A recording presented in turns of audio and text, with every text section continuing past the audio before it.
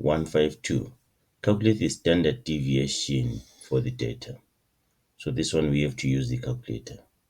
Let's do that. All right, so what we do, we go to mode and then states, look for states there. In this calculator is 3. And then you go to 1 minus VAR.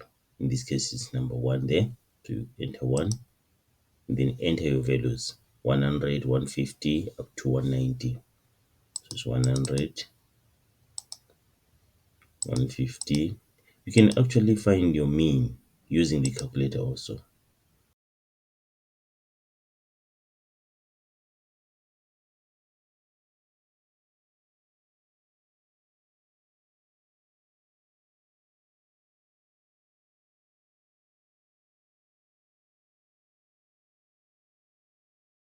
And the last value, 190.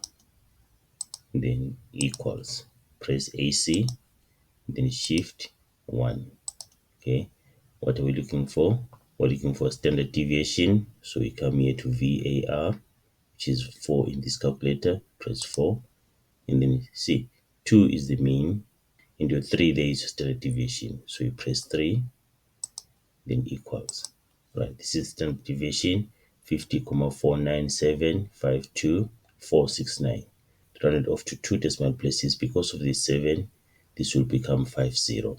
So it's 50,50. That's the standard deviation.